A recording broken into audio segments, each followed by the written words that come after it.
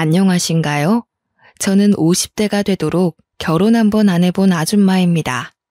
제가 평생 컴퓨터 켜서 이런저런 사연을 써볼 수 있다는 것도 모르고 산 사람인데 우연히 아는 분을 통해 라디오 한번 내보라는 말을 듣고 배워왔습니다. 제가 결혼을 안 해봤다고 인사를 드렸잖아요. 사실은 정확히 말하자면 결혼식을 꾸리고 웨딩드레스까지만 입었다고 말씀드리고 싶네요. 제가 바보같이 사기 결혼을 당했거든요. 그때 한참 속상했습니다. 그 기가 막힌 사연은 어디 내놓기 부끄러울 정도로 제가 참 바보 같았는데요. 속에만 담아두면 더 깊이 골마서 생생하게 기억된다며 어디 털어놓으라는 지인 말에 결심했습니다. 고민 많이 하다가 한번 써보게 되었네요. 글을 써가는 내내 서툴고 말씨 하나하나가 투박할 테지만 넓은 아량으로 들어주셨으면 합니다. 저는 30대 때 부모님을 두 분 다 여의었고 하나 있는 친언니와 단둘이 집을 구해서 살았어요. 그전에는 각자 독립하며 지냈는데 친언니가 사고로 형부를 일찍 잃어서 사별을 했거든요. 친언니 혼자서는 도무지 그 슬픔을 극복하지 못하길래 제가 같이 살자고 제안한 거였어요. 그 당시 저는 미혼이었습니다. 친언니랑 저는 2살 정도 차이가 났습니다. 언니랑 단란하게 살아온 지가 근 5년이 지났을 때, 그러니까 저와 언니가 둘 다 40대가 되었을 때 언니가 잔소리처럼 하는 말이 있었는데요. 너도 이제 결혼 생각해야지. 언제까지 내 뒷바라지 해주면서 살래? 나 이제 괜찮으니까 너도 네 인생 살아봐야 하잖아. 연애도 하고 결혼도 하고. 언니는 이미 결혼을 한번 해봐서 더 이상 생각이 없다고 하면서 항상 제게는 결혼을 추천했습니다. 언니도 형부가 살아있을 때는 결혼이 참 좋았다고 하면서요. 그냥 식구가 주는 안정감과는 다르다면서 제게도 배우자가 있을 때의 행복을 알게 해주고 싶다고 하네요. 그런 달콤한 말에도 저는 딱히 관심이 안 가더라고요. 결혼에 대한 선망이 전혀 없었습니다. 언니는 제가 자기 때문에 인생을 허비하고 있다고 생각했는데 저는 전혀 그렇게 생각하지 않았거든요. 언니랑 지내면서 제 나름 삶이 즐거웠고 또 가족과 함께 지내니까 옛날 생각나서 좋았단 말이죠. 언니한테 그렇게까지 말해봤는데도 언니는 제가 50 되기 전에는 꼭 남자를 붙여줄 거라고 신신당부를 하지 뭡니까? 저는 그런 언니를 더 말릴 생각은 없었어요. 사실 그냥 하는 말인 줄 알았거든요. 그런데 역시 말렸어야 했나 봅니다. 제 기준에 언니가 그렇게까지 하면서 제게 남자를 찾아주려고 한 줄은 상상도 못했어요. 당시 제가 40 중반 정도였는데 나이가 제 나이 정도면 매칭 아니고서야 남자를 만나기 힘들다는 겁니다. 자연스럽게 만나려면 이상한 동호회를 가입해야 하는데 거기는 너무 위험해질 수 있으니 너무 위험 요소가 많으니 차라리 돈 주고 믿을 만한 결혼정보 회사에 등록하는 게 좋다고 하대요. 이때 설마 싶었습니다. 무슨 돈까지 들이면서 남자를 만나냐고 됐다고 손사래를 쳤는데도 언니는 꼭 죽기 전에 해봐야 하는 게 결혼이라면서 저를 업체에다 등록해버렸지 뭐예요. 저는 생전 그런 것에는 발 담글 생각이 없었던 사람입니다. 그렇게까지 남자를 만나고 싶지도 않았고요. 언니가 이미 등록하고 와서 저한테 사실을 말해줬는데 괜히 남사스럽더라고요. 다 늙은 나이에 결혼정보회사라니. 당시에는 창피해서 얼굴이 다 빨개졌습니다. 그런 데는 돈 많은 사람이나 조건 좋은 사람들 있는 곳 아니야?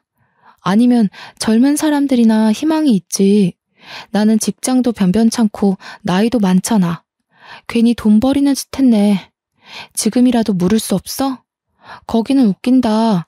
당사자도 아닌데 왜 확인 연락이 없대? 식구라서 민증이랑 가족관계 증명서 가져가면 등록해주더라. 그리고 이 좋은 걸 왜 몰라? 우리 또래도 생각보다 많아. 오히려 우리 또래가 더 많을 수도 있지? 젊은 사람들은 알아서 기회가 찾아오는데 우리같이 나이 있는 사람은 기회가 적으니까. 내가 정말 좋은 남자 해달라고 했으니까 기다리고 있어봐. 언니가 너무 서두르는 느낌이 없지 않아 있었지만 이때만 해도 언니의 생각보다는 언니가 마음대로 그런 큰 돈을 들여 일을 벌인 것에만 신경이 가 있었어요. 그렇다고 다툰 건 아니에요. 언니가 제 걱정을 많이 생각해서 그랬단 걸 아니깐요. 저는 언니와 함께 개인 애견 카페를 차려 운영 중인데요. 그 사망보험금으로 차린 카페예요. 그래서 부모님이 주신 선물이라 생각하고 정말 열심히 공부해서 운영해 나갔죠. 평소 강아지를 좋아하는 언니와 제 마음이 맞아서 시작한 사업이었고 아파트 단지 주위에 있어서 가족 단위 손님들이 제법 많이 와요. 그래서 먹고 살 만큼은 벌고 있었습니다. 그러나 그게 어디 대놓고 자랑할 만한 재산은 아니었어요. 결혼업체에 등록하려면 내부 사정을 하나하나 밝혀야 했을 텐데 제 형편없는 조건으로도 되는 게 있었나 보더라고요. 그게 민망해서 언니한테 슬쩍 물어봤는데 언니는 그것도 업체마다 커트라인 조건이 다르다고 자기가 알아본 업체는 신생업체였는데 그래서 커트라인이 다소 낮게 잡혀 있었다네요. 언니도 자세히는 모르지만 어떤 손님들 하는 얘기를 엿듣고서 그곳을 찾아가 봤다고 합니다. 이미 엎질러진 물이고 환불도 안 된다고 하니까 저도 그만 될 대로 되라 식으로 마음을 놓아버렸어요. 그렇게 한 4개월이 흘렀을까요? 언니가 예전 엄마와 같은 병으로 몸져 눕게 된 거예요. 이미 완치 시기를 놓친 유방암이라고 했습니다.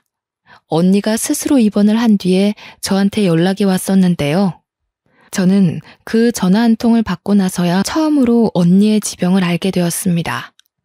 너무 놀라서 장사를 접으면서까지 언니 간병에 올인을 했는데 알고 보니까 언니는 이미 자기의 병세를 알고 있었던 겁니다.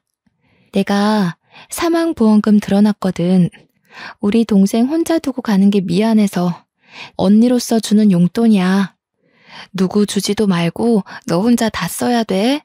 남은 생 실컷 누리다가 나중에 우리 식구 다 같이 만나자. 먼저 가서 기다리고 있을게. 무슨 소리 하는 거야? 왜 그런 마음 약한 소리를 해? 진짜 나를 걱정하고 미안했으면 힘내서 살 생각을 해야지. 어차피 완치도 안 될 텐데 돈 들여서 뭐해. 힘든 상태로 연명만 하는 셈일 건데. 혹시 결혼업체에서 연락 안 왔어?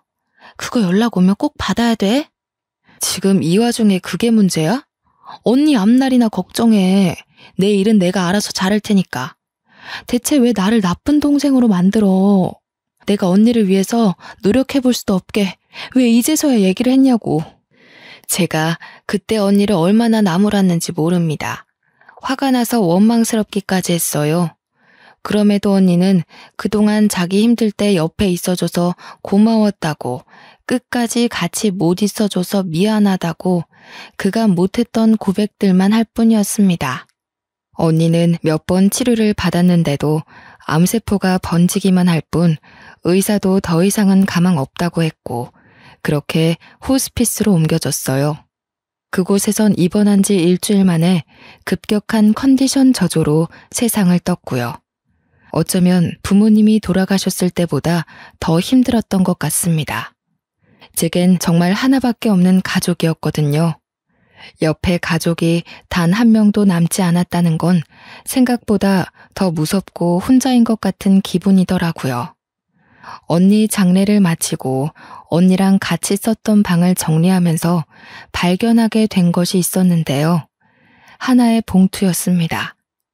봉투에 제 이름이 써져 있는 것 보니 제게 주는 편지 같았어요. 그것을 읽는데 저는 언니가 왜 그렇게 제 옆에 남자를 두려고 했는지 알겠더라고요. 언니는 제가 이렇게 혼자 남게 될 걸 이미 알고 있었다는 겁니다. 자신의 몸 상태가 시한부라는 걸 알아서 제 옆에 오래 있을 수 없다는 생각에 그리 급히 서둘렀던 거였어요. 그리고 적당한 조건을 갖춰야만 업체에 등록할 수 있다는 커트라인도 언니가 자기 사망보험금을 추려서 부모님 것까지 10억이 되는 자산을 기재했기 때문에 통과된 거였고요. 저는 그 편지를 붙잡고 한자리에서 또 얼마나 울었는지 몰라요. 언니의 마음도 모르고 그저 원망만 하고 보낸 것 같아서 그게 너무 죄스러웠습니다. 부모님도 모자라 언니까지 차례로 다 떠나버리니 저는 정말 혼자가 되었더군요. 언니 말대로 옆에 배우자라도 있었다면 이 시간을 좀 더 수월하게 극복할 수 있었을까요? 저는 한동안 재기하기 어려울 정도로 집구석에 박혀서 울기만 했어요. 얼마나 울었으면 진이 다 빠져서 이틀간 잠만 자기도 했습니다. 그렇게 삶에 대한 의지를 놓아가던 어느 날 그간 한 번도 반응 없던 전화가 울렸는데요. 모르는 번호였습니다. 처음엔 안 받았어요. 그런데 연이어서 다시 울리더니 끊어지고 또 울리기를 3번이나 해서 받아보았습니다. 알고 보니 언니가 등록해놨던 결혼정보회사 연락의 연락이었어요. 죄송합니다. 제가 지금 사정이 안 돼서. 혹시 거기 들어간 돈 뺄 수 있나요? 100% 환불은 바라지도 않아요. 다만 조금이라도 괜찮으니 환불하고 싶은데요. 정확한 언니 사정을 얘기하기가 그래서 최대한 양해를 구한다는 식으로 물어봤는데 역시나 돌아오는 답변은 어렵다는 말뿐이었습니다. 어쩌면 업장에서는 당연한 입장이잖아요. 그래서 저는 더 기운 빼서 환불받고 싶은 생각까진 없었습니다. 그렇다고 언니가 애써준 마음을 버릴 수는 없지 않습니까? 그래서 저는 언니가 주는 마지막 선물이라는 생각을 하며 할 수 없이 업체가 매칭해주는 남자를 만나게 되었습니다. 첫 번째 만남이 언니 장례를 마치고 처음으로 외출을 한 날이었어요. 가족을 모두 보낸 제 세상은 슬픔에 멈춰 있었는데 바깥 세상은 아무렇지 않게 돌아가고 있더라고요.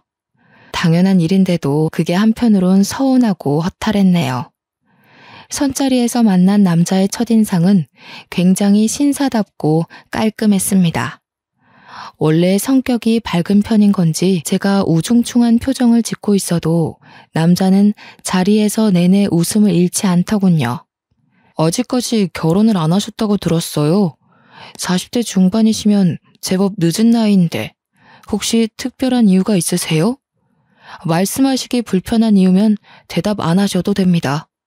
그냥 결혼 생각이 없었어요. 언니가 형부랑 사별해서 같이 살았는데 그렇다 보니까 굳이 결혼해서 가정을 꾸리고 싶은 마음이 안 생기더라고요. 외롭지 않아서 그랬던 것 같아요. 아이고, 그렇구나. 그렇긴 하죠.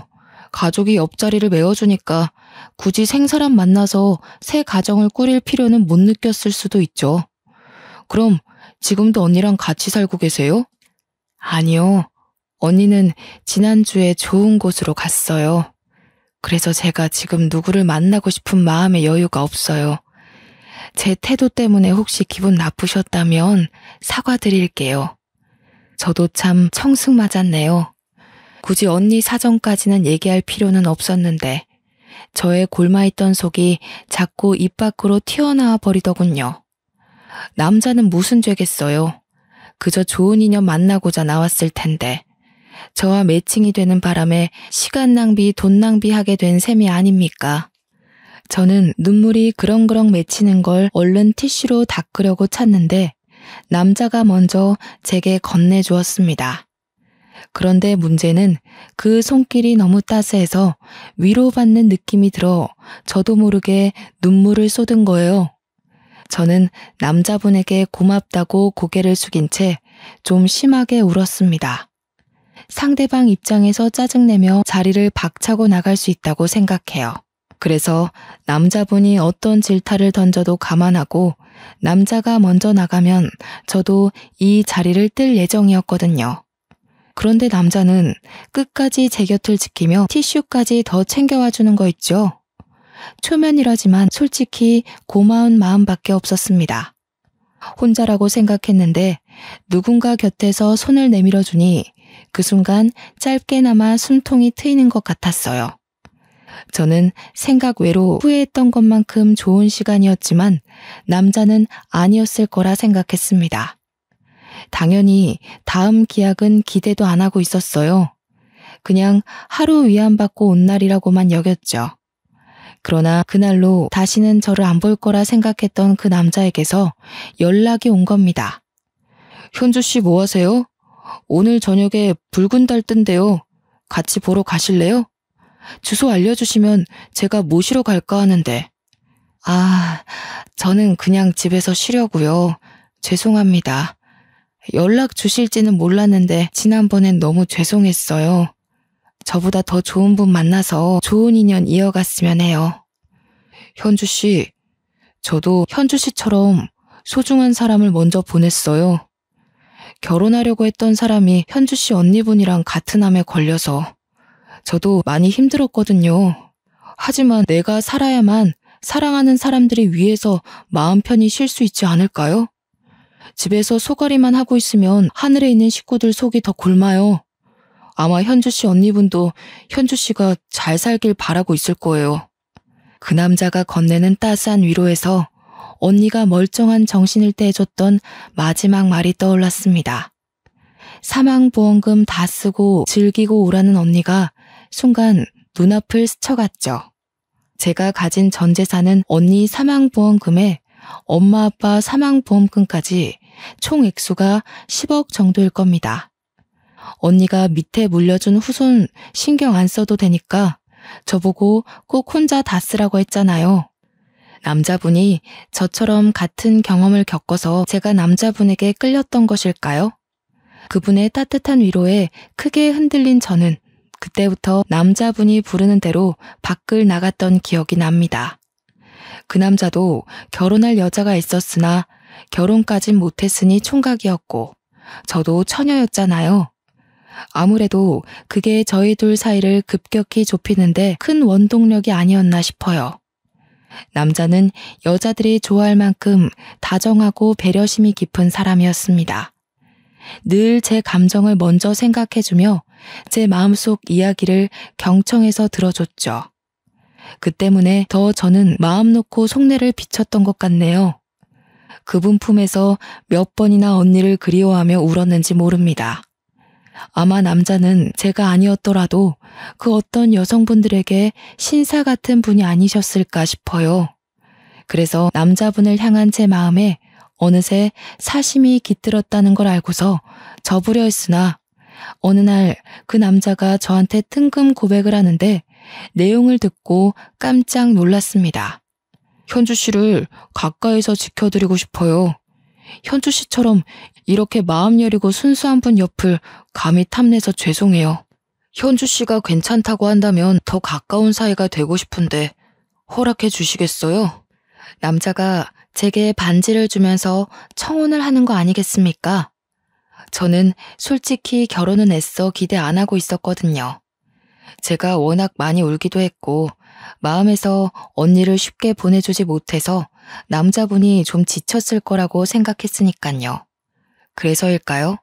남자가 제 곁을 지켜주고 싶다고 청혼을 해주는데 언니가 저더러 배우자가 주는 행복은 좀 다르다고 했던 말을 온몸으로 느꼈네요. 그러면서도 한편으로는 살짝 고민도 했습니다.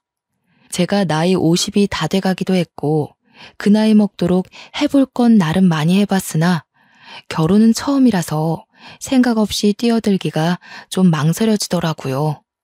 제 나이면 도전이 어려워져요.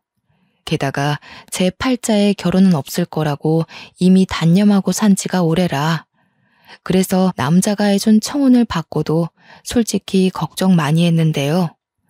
문득 집에서 가족 사진을 보다가 결혼이란 낯선 세계로 뛰어들어 보길 마음먹게 되었습니다. 언니 말대로 결혼하면 지금보다 더한 행복감이 올 거라는 기대감을 만끽하기로 했죠.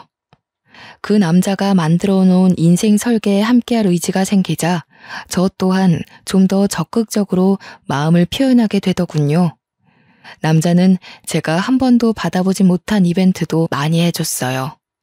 이런 것에 대한 로망도 딱히 없이 살았는데 막상 받아보니까 너무 사랑받는 기분이더라고요. 가족이 곁에 없어서 다시는 웃지 못할 거라 생각했는데 저는 이렇게 슬픔을 잠시 잊을 만큼 행복한 나날을 보냈습니다. 다만 제가 걱정이 됐던 건 남자분이 특히 꽃 선물을 많이 줬는데 그 안에는 꼭 주얼리가 함께 동봉되어 있거든요.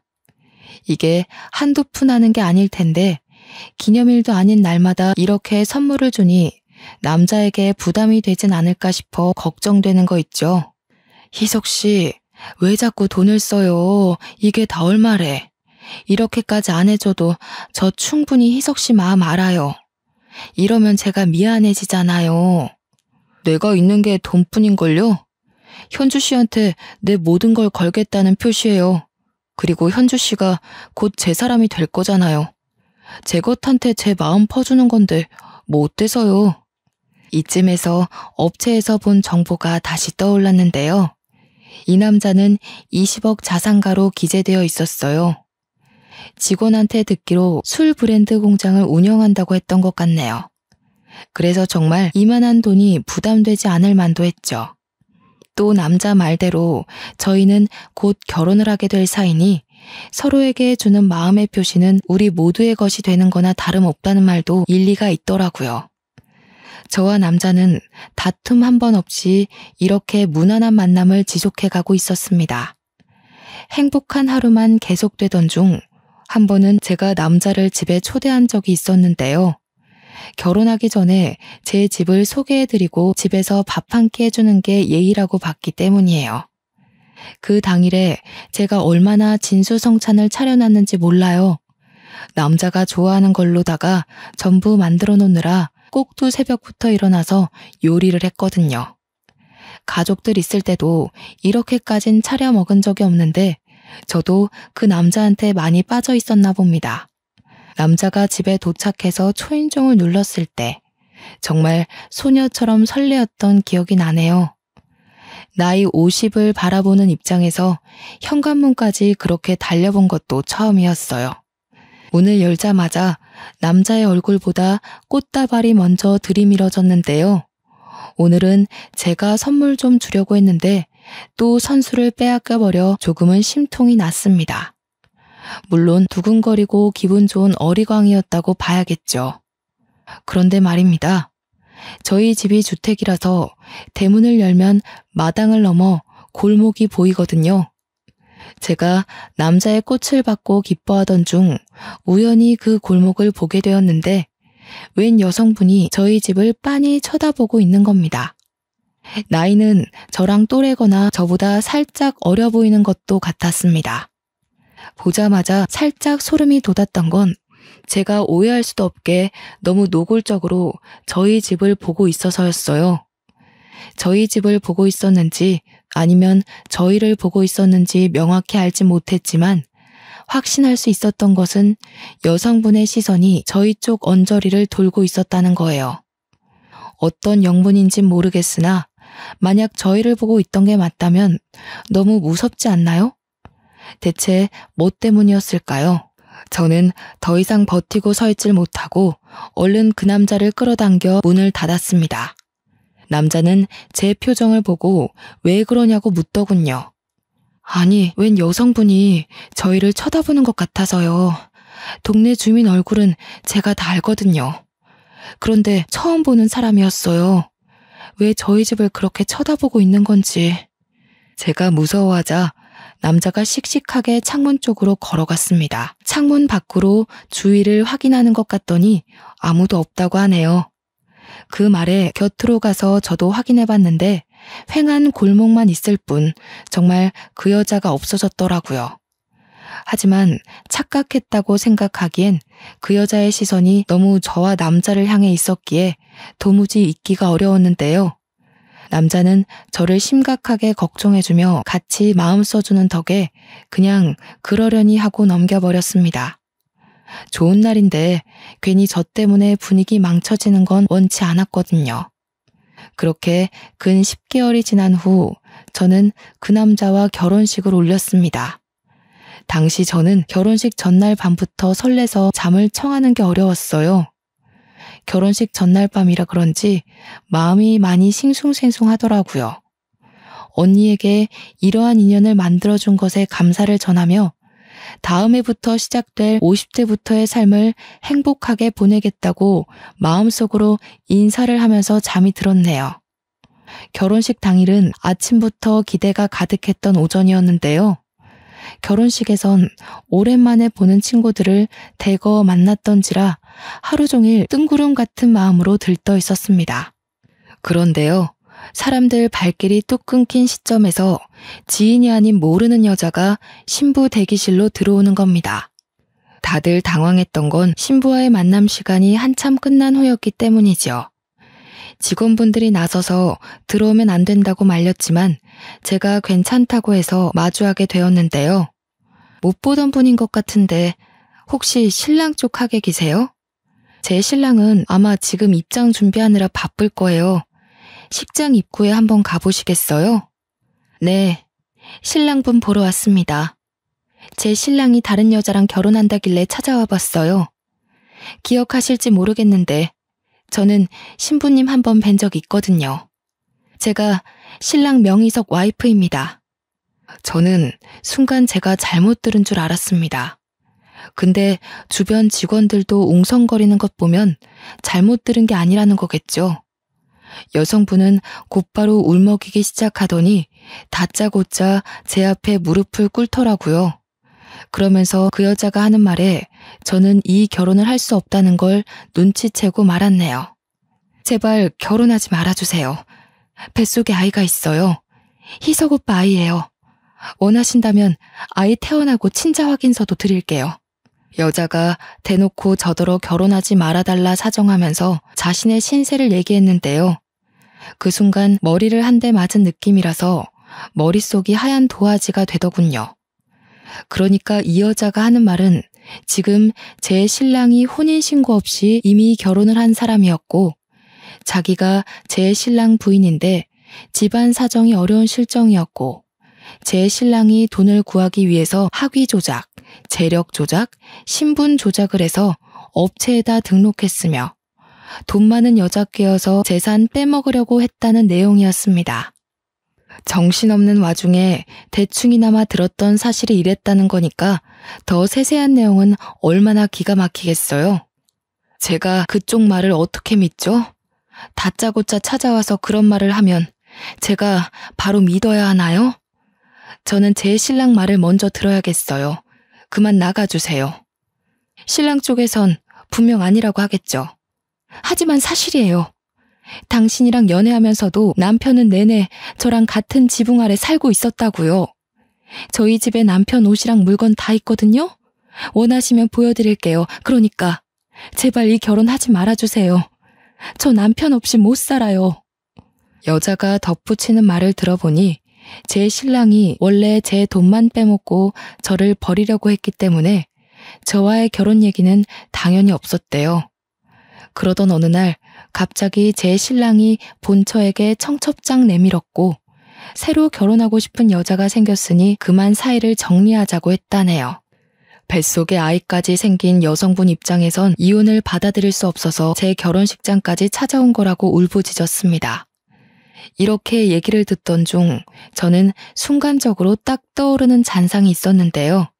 이 여성분이 저를 본 적 있다길래 그게 무슨 말인가 내내 머릿속에 남아 있었거든요. 그런데 바로 그때 그 여자가 아니겠습니까?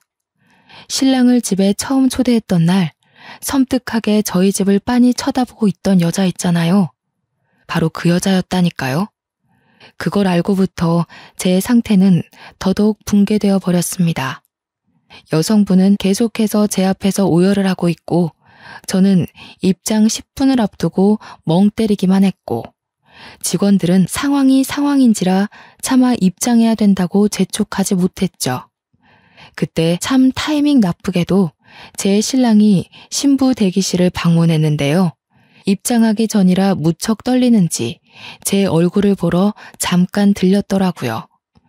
환하게 웃고 있던 신랑 얼굴이 저와 여자를 번갈아 보는 순간 확 굳어버리는데 저는 신랑의 그 얼굴 하나만으로 이 여성분이 했던 말이 전부 진실이라는 걸 알아버렸습니다.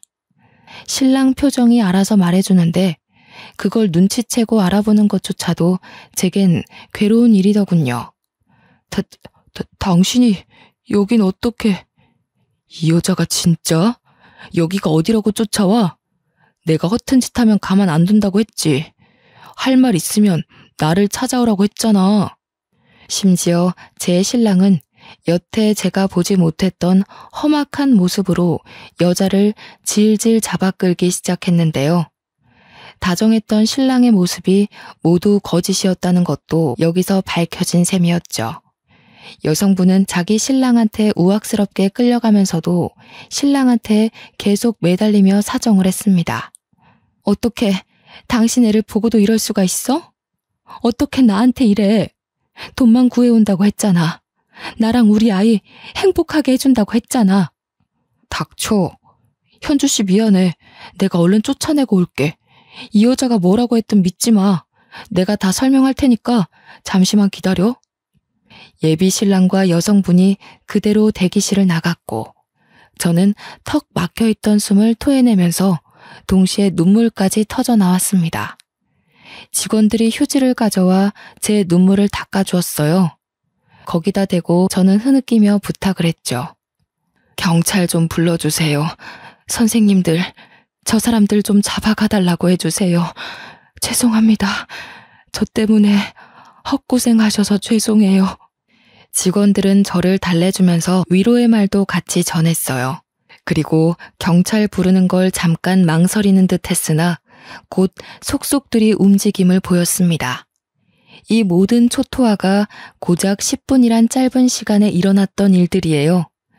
제가 경찰을 불러달라고 애원했을 때는 이미 결혼식 입장 시간이었던 겁니다. 상황을 뒤늦게 한 사회자가 아마 결혼식을 중단했을 거예요. 하객들이 자리를 정돈하고 뜨던 와중 식장에 신랑과 신부가 아닌 경찰이 난입했었는데요. 경찰들이 밖에 있던 신랑을 찾아서 연행했다고 하더라고요.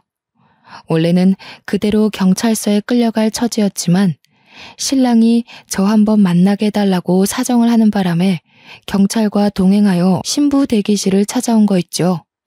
다시 마주한 신랑이 옆에 경찰을 끼고서 제게 무릎을 꿇고 빌기 시작하는데 저는 그 모습을 보면서도 행복했던 10개월간의 만남이 몽땅 부서지는 느낌만 받았습니다. 미안해 현주 씨. 저 여자와의 관계를 얘기 못한 건 미안한데 내가 정말 사랑하는 건 현주 씨가 맞아. 저 여자가 뭐라고 했든 다 거짓말이야. 저 여자 나 모함하려고 찾아온 거라고. 그렇다고 하기엔 내가 들은 게 너무 많아요, 희석 씨. 내 재산이 탐나서 나한테 접근했던 거였어요? 제가 희석 씨한테 어떤 심정으로 가정사를 털어놓은 건데 어떻게 사람이 그리 간사해요? 아니야, 오해라니까. 저 여자가 그런 소리 하든 내 말을 믿어야지 왜 엉뚱한 사람 말을 믿어. 현주 씨, 그러니까 내가 다 설명하겠다고 했잖아요. 현주 씨가 경찰 부른 거죠. 내가 당신한테 10개월 동안 얼마를 쏟아부었는데 정작 내 돈 빼먹은 건 당신이잖아. 제 신랑은 자기 분을 못 참고 혼자서 욕까지 짓거렸습니다. 제 앞에 처음 드러내는 날것의 모습이었을 테죠. 그때의 신랑은 정말 제가 알던 사람과는 완전 다른 사람이었어요. 제게 화를 내면서도 미친 사람처럼 계속 저를 붙잡고 늘어졌습니다. 그 순간 신랑이 쫓아낸 줄 알았던 여자가 마찬가지로 경찰한테 연행된 채로 다시 찾아와서는 신랑 신상에 대해 모조리 고백하기 시작했는데요. 경찰 선생님, 저 사람 이런 사기 처음 아니에요. 아마 여기저기 돈 떼인 여자들 많을 거예요. 당장 제 남편 잡아가서 죗값 치르게 해주세요. 완전 드라마 같은 상황이 아닙니까? 제가 다 늦은 나이에 무슨 부귀영화를 누리겠다고 결혼을 하고자 했던 건지 순간 행복을 기대했던 제 자신이 2배로 무너지는 기분이었어요. 본처는 자기 남편이 저와 결혼해서 자기를 떠날 바엔 그냥 감옥을 보내는 게 낫다고 판단했나 봅니다. 아주 적극적으로 자기 남편의 민낯을 샅샅이 밝혀주더군요. 그 때문에 신랑은 참지 못하고 제 손을 놓고서 본처한테 뛰어갔습니다. 그 두터운 손으로 본처의 머리채를 꽉 잡는데 하마터면 닭싸움이 될 뻔했던 걸 경찰이 나서서 상황이 진정되었네요. 바깥에는 하객들 쫙 깔려 있었습니다. 저는 일부러 얼굴 비추지 않고 한참 신부 대기실에만 있었어요. 친구들이 저를 걱정해서 만나고자 했으나 당시 저는 아무도 보고 싶지 않았던 듯합니다. 한참 그곳에서 울기만 했거든요. 그리곤 정신을 차려서 신랑과 그 여자를 고소했습니다. 당연히 사람 신원을 제대로 파악하지 못한 결혼정보회사에도 손해배상을 청구했고요. 제가 웬만하면 재산을 대거 사용해 본 적은 없는데 정말 엉뚱한 곳에 아까운 돈을 써버린 셈이 되었네요. 변호사님 도움을 받아서 최대한 소송할 건 모두 했으나 차마 상간녀 소송은 못했습니다. 어찌 보면 저야말로 그 여성분에게 상간녀 아니었겠어요? 변호사님 말로는 제 신랑이 사실혼 관계였다는 걸 숨겼고 저는 그가 유부남인 걸 모르고 있는 상태였으니까 위자료 청구 소송이 들어오더라도 당연히 기각될 거라고 하더군요. 그런데도 하지 않았습니다. 그냥 긴 싸움을 하고 싶지 않았던 것 같아요. 그런 곳에 더는 기운 뺄 마음의 여유가 없었던 거죠. 그렇게 힘든 시련을 마무리 짓고 저는 식구들을 한데 모아놓은 묘자리를 찾았습니다. 언니, 내가 결국 이 모양 이 꼴이 됐어. 괜히 잘 살아보겠다고 욕심내서 그런가 봐. 그냥 우리 강아지들 데리고 평범하게 지내다가 갈게. 이런 모습으로 찾아와서 미안해. 저는 해가 저물기 전까지 묘자리 앞에 앉아 있다가 내려왔어요. 이미 카페 개들은 우리 집에 있었고 내일부터 다시 카페를 오픈해야 되니 개들을 옮기기 전에 매장 청소를 해야 했습니다. 그래서 늦은 저녁쯤 카페를 찾았죠. 그런데 카페 앞에 누가 서 있더라고요. 손님이 찾아온 건가 싶어서 내일부터 정식 운영한다고 말해주기 위해 다가갔는데 그 남자 손님은 다름 아닌 얼마 전 제 결혼식을 참석했던, 그러니까 고등학교 때 사귀었던 남자친구였습니다. 나이 50에 남자친구란 말을 입에 올리는 것이 여전히 어색하네요. 안 오는 줄 알았는데 네가 이 카페 주인 맞지? 전화를 해볼까 하다가 고민하고 있었거든. 시간 되면 얘기 좀 할 수 있을까? 저와 이 친구는 고등학교 때 사귀었다가 서로 붙은 대학이 멀어 자연스레 헤어진 경우였는데요. 어쩔 수 없이 헤어진 거라 당시에는 엄청 힘들었는데 시간이 약이라 잊을 수 있었던 기억이 나요. 나 여기 아파트 살고 있거든. 지난번 지나가다가 너 우연히 보고 설마 했는데 맞구나. 조금 더 빨리 용기 낼 걸 그랬다. 친구가 저와 대화하고 싶다고 해서 저는 우선 카페 문을 따고 들어가 음료를 대접했습니다. 결혼식 때 왔다고 했는데 저는 못 봤거든요. 그렇다면 신부 대기실에 인사를 오지 않았다는 건데 왜일까요? 혼자 의문을 가지고 있던 찰나 친구가 하는 말에 모든 게 이해가 되었습니다. 결혼식일 많이 힘들었지. 내가 너를 좀 더 빨리 알아봤다면 네가 그런 고생은 안 했을 텐데. 혹시 지금은 만나는 남자 있어? 너만 괜찮으면 나 너랑 다시 시작하고 싶어. 조금 놀랐습니다. 친구가 제게 아직도 마음이 있는 줄은 몰랐거든요. 결혼식 때 제게 인사하지 않은 이유도 다 저에 대한 미련을 떨치지 못했기 때문이었던 거죠. 친구는 저를 첫사랑이었다고 칭하며 한 번도 저와 함께했던 순간처럼 설렘을 느껴본 적이 없다고 하더군요. 너무 오래된 마음이기도 했고 저를 만날 용기가 없어서 내내 마음 한켠에 두고 살다가 친구들을 통해서 제 결혼식을 알게 되었다고 해요. 결혼하는 저를 보고 그만 자기도 완전히 저를 잊으려고 했으나 제 결혼이 틀어진 걸 보고선 자기는 그걸 기회라고 봤다는 겁니다. 힘든 일 겪어온 사람 앞에서 이런 소리해서 미안해. 그런데 지금이 아니면 내가 또 나중에 후회하고 있을 것 같아서 찾아왔어. 그랬구나. 그런데 어쩌지? 난 이제 결혼할 생각이 없어. 나야말로 미안해. 나는 그냥 우리 강아지들이랑 같이 사는 게 제일 행복하다는 걸 알아서 더는 다른 것에 욕심내지 않기로 마음먹었거든. 저의 조심스러운 거절에도 친구는 괜찮다고만 했습니다. 꼭 결혼을 해야만이 서로가 함께 있을 수 있는 거 아니지 않냐고. 그냥 옆에만 있게 해달라고 하네요. 관계의 정리는 같이 지내면서 언제든 바뀔 수 있으니 억지로 관계를 정의 내리는 건 자기도 싫다고 하면서요. 그날은 제가 차마 확답은 주지 못하고 헤어졌는데요. 그 뒤로도 친구랑 같은 아파트라서 그런지 자주 보게 되었습니다. 친구는 제게 부담되게 다가오거나 선을 넘지 않았어요.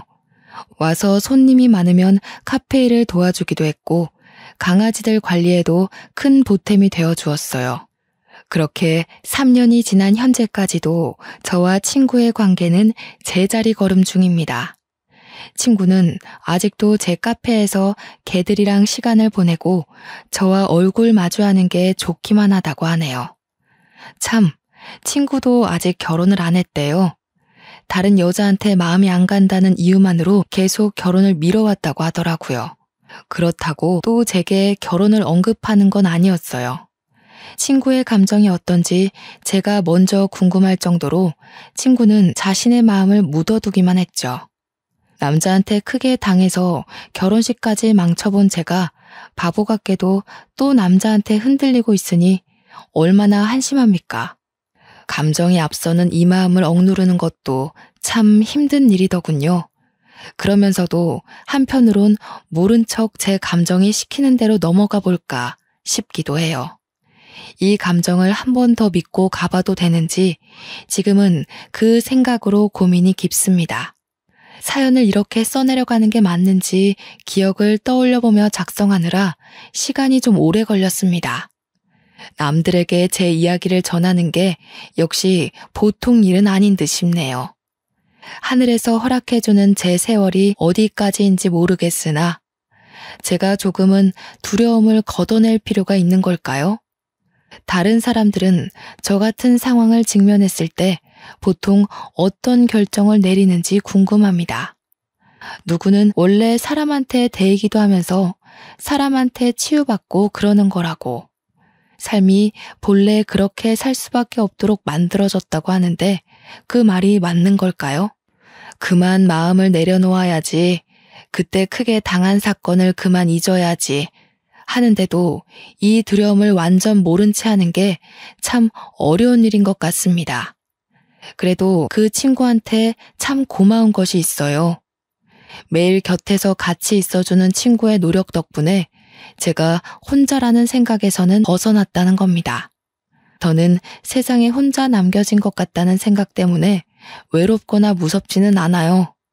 아마 저는 이렇게 저만의 속도대로 마음을 추스르다가 친구에게 서툰 감정을 고백할지도 모르겠네요. 젊을 때는 혼자 있는 삶이 마냥 자유롭고 혜택이라고 생각했었는데요. 소속감이란 게 사람 감정에 참 큰 기여를 하더라고요. 젊을 때는 가족이 있었잖아요. 어디서 뭘 하든 혼자 하더라도 제 뒤편에는 늘 가족이란 울타리가 있었잖아요. 그게 없어진 어디에도 소속되지 않는 삶을 산다는 건 감히 생각만으로 느낄 수 있는 기분이 아니더군요. 그래서 말씀드리고 싶어요. 사랑하는 사람과 묶여있는 가족이 있다는 건 참 든든한 시간이에요. 너무 익숙해서 우리가 못 느끼는 것뿐이지 우리는 늘 가족한테서 조건 없는 지지를 받으며 살아가고 있다는 걸 꼭 기억하고 가족에게 사랑의 표현을 많이 해주시면 좋겠습니다. 먼저 겪은 입장에서 알려드리는 건데 이미 그런 가족을 잃고 나서 깨달음을 얻는다는 건 생각보다 많이 힘들어요. 그러니 꼭 있을 때 잘합시다. 끝마무리 인사를 어떻게 해야 할지 모르겠네요. 그저 모든 분들이 아픔을 덜 느끼는 방향으로 지혜롭게 살아가셨으면 합니다. 여태까지 경청해 주시고 관심 가져주셔서 고맙단 말씀 드리고 싶어요.